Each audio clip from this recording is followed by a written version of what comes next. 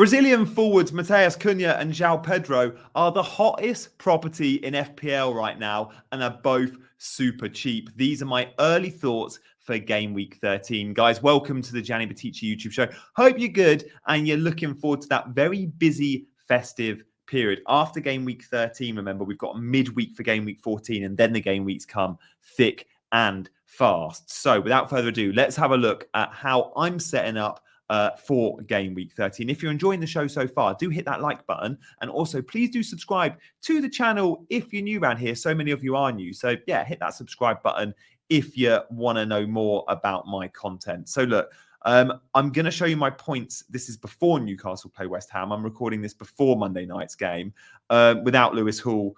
So let's see how I get on there. At the moment, I'm looking like a small red arrow.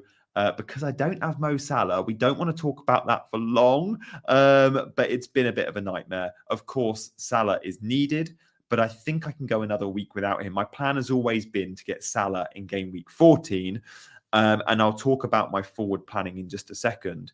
But this is how we set up in Game Week 12. Fortunately, Matheus Cunha, 16 points. If you don't own Cunha, guys, genuinely, I'd be looking to buy him. The fixtures for Wolves are really, really good, and Cunha is their main man. Even when he doesn't score goals, he seems to pick up bonus points. So Cunha should absolutely be on your radar. And I'm going to just show you a fixture ticker, because Wolves right at the top of the ticker. And this is from Fantasy Football Scout. You can filter on Scout the ticker for a variety of game weeks. You can do defense versus attack difficulty. This is just standard difficulty till game week 17. Wolves play Bournemouth, Everton, West Ham, Ipswich, Leicester.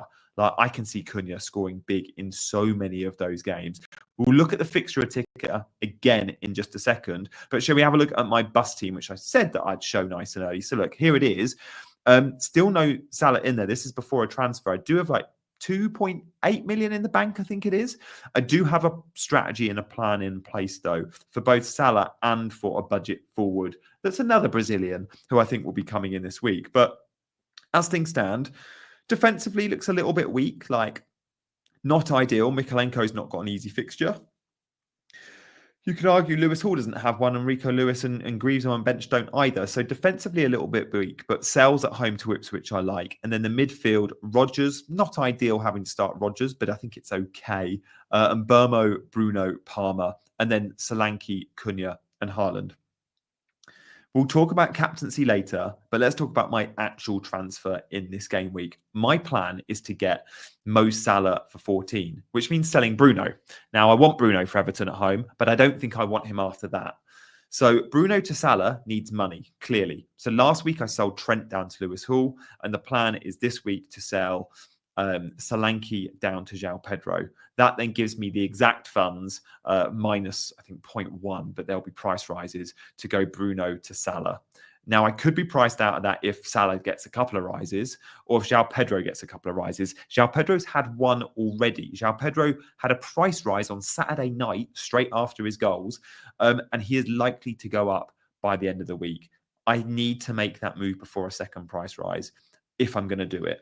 And that's really important, because I need to be able to go Bruno to Salah. But a lot of European football is to be played, and I'm always cautious about making early moves. But of course, if needs must, you have to do it. So let's talk about João Pedro and why I like him, and also talk about Dom Solanke, because Solanke isn't someone I necessarily want to sell. So let's go into detail on Solanke, on João Pedro, and on captaincy, because Mo Salah and Haaland play each other.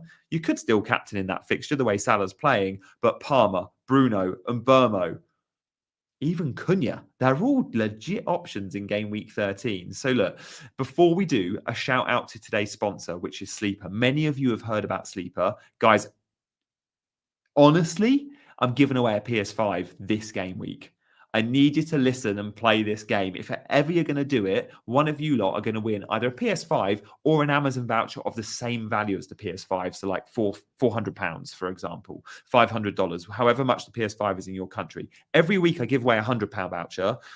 This week, I'm doing a PS5 because it's Christmas, right? So there is a QR code on screen you can scan, or there's a link at the top of the description. All you've got to do is predict the 10 results in the Premier League this game week. If there is a tie, i.e. 2 people get 9 out of 10 or 2 people get 10 out of 10, we will do a live on YouTube, spin the wheel. How cool is that?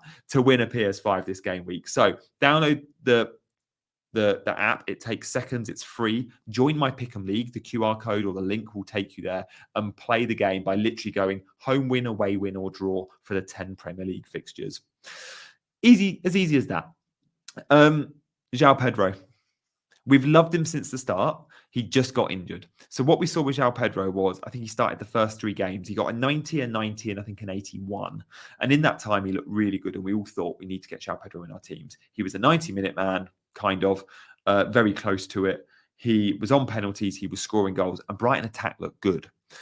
Then he got injured. Now he's back and starting football matches. Now, we saw him against Bournemouth, clock 12 points, and clearly player of the match. Like, unbelievable performance in an hour. Against Southampton, he could be ready for 90, certainly more than the 63 I think he got versus Bournemouth. I expect he'll get 85 minutes. At home to Southampton, the ceiling is huge, but the fixtures beyond that continue to be really good. João Pedro is the main man still at Brighton, and I want him in my team. And if it means selling a good forward to get a better forward, I'm fine with that. Crucially, he's dirt cheap as well. So we even saw against Man City, 13 points, Bournemouth, 12 points, that he's just gone absolutely monster points so far in the performances he's had. In 4 starts, he's had 4 goals, 2 assists. He's only played 368 minutes. Stay fit, and you're an absolute gem of a pick long term. And when we look at those Brighton fixtures, they are top of the ticker. Southampton, Fulham, Leicester, and then it's Palace and West Ham. It just continues for Brighton. So I want João Pedro in my team, and I genuinely rank him as the number 1 player to buy this week. Of course, if you don't own Cunha, you want to go after Cunha as well. But I think I rank João Pedro slightly higher than Cunha, just because I trust the attack he plays for more. Like, when I look at that Brighton attack, I just see goals galore. When I look at the Wolves attack, yeah, they've been scoring goals of late, but I often worry that a lack of creativity in the team. Other good players to target, of course, those top of the ticker. Arsenal. Like, do I look at Saka and think, how the hell am I going to get you in my team? Yes, I absolutely do. So, of course, there's good options throughout. But those Brazilian forwards up top, definitely we got to be beelining for. So, look, let's have a look at my bus team then and think about how I get to João Pedro, and also talk about, do I get Salah this week? Because it needs to be a legit question I ask myself. My options for João Pedro are simple. I sell Solanke to João Pedro. That then leaves me Bruno to Salah the week after. Or I sell Haaland for João Pedro, and then I can get Salah for any of my mids the week after. Is that something I consider? Maybe it is. Do I want Haaland over the festive period, though? Yes. Is game week 13 a good week to sell Haaland, given the fact he goes to Liverpool? Also, yes. It's a bit of a conundrum, and this is my early thoughts video, and it's too early to commit to my strategy.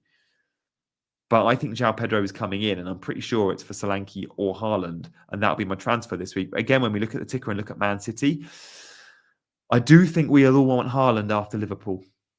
He plays Forest at home, Crystal Palace away, Man United at home, Aston Villa away. That's a good set of 4 fixtures for still arguably one of the best players in the game. Certainly the best goal scorer in the league. I know he's having a bad run, and I know everyone's laughing at the fact that I keep captaining him and I don't own Salah. He's still a very good pick, guys. If he wasn't getting the chances, Haaland would be rotten. I'd be a mug for holding him. The fact he's missing the chances, but he's getting a ton of them, still shows me he's a good pick. Now, many of you say he's not because he keeps blanking. I disagree with that. He's a good pick because he's getting so many chances and coming so close so often. And eventually that luck or finishing will change. I don't expect much versus Liverpool. I'm worried about not owning Salah. But surely, if I'm not going to own Salah, this is a tough fixture. I know he can do well against City, and I know the way City are defending is bad. But City are still Man City. They are still the holders. They're still unbelievable on their day. I've got to, I think, stick with the plan.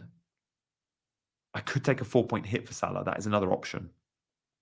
I bring João Pedro in for Solanke or Haaland, and I bring in Salah. But if I go Solanke out, it's Bruno for Salah. Now, Bruno versus Everton at home, I really don't want to sell him. I could take a 4-point hit and go Haaland out for João Pedro, Dibbling out for Salah, and bench Rodgers on a 4-point hit. That's an option, but I think that gives me a benching headache a lot because then I'll always have Rodgers as my 8th attacker. Rodgers should be a 7th attacker. He's good enough to be a 7th attacker. One to think about. Definitely one to think about. Guys, I've not asked you to hit the like and subscribe button other than at the very top of the show. And unfortunately on YouTube, if you don't ask, you don't get. So sorry to always bang on about it. But if you are new around here, you want to show support for the channel, obviously the thumbs up, but please do consider subscribing. Loads of lurkers out there that aren't subscribed. Captaincy. Let's assume I don't own Salah. I'm not going to captain Haaland. At the moment, the armband is on Palmer. The vice is on Bruno. But Mbeumo versus Leicester is definitely on my mind. I don't think I'll be going to Solanke if I own him or Cunha. Although Cunha versus Bournemouth is a perfectly good fixture. It's between Palmer and Mbeumo and Bruno for me. They're the 3 captaincy options. Let's see what happens in the week. I think I'll probably end up on Palmer. Remember, Palmer does not have midweek involvement. Man United will play in the week. I expect Bruno to play. Chelsea will play. Palmer's rested. He's not in the group stages. His squad. Mbeumo versus Leicester is a really good option that I'm strongly considering still. New manager bounce for Leicester, but we have to consider Leicester are on the ropes. We have to consider they've been poor, and we also have to know Brentford at home. I can't tell you how good they are compared to how bad they are away. When you look at the home table, I wish I could show you it. Excuse me. Brentford are top of the charts. I don't edit these videos, clearly. Brentford are literally top of the home table, bottom of the away table. They're about to play the worst team, or one of the worst teams in the league, in Leicester at home. And Mbeumo, talisman there. Definitely consider him for the armband. If you own Mo Salah, maybe you'll just go there. I think it'll be Palmer. And actually, the more I think about it, I think it'll be Palmer or Mbeumo. But let's see. Guys, thank you for watching. I'll update you later in the week. Might have a special video coming midweek as well. Keep your eyes peeled for that one. Thanks for watching, guys. On the way out, show some love. Drop a comment too. And I'll see you for another video very, very soon. Bye, guys.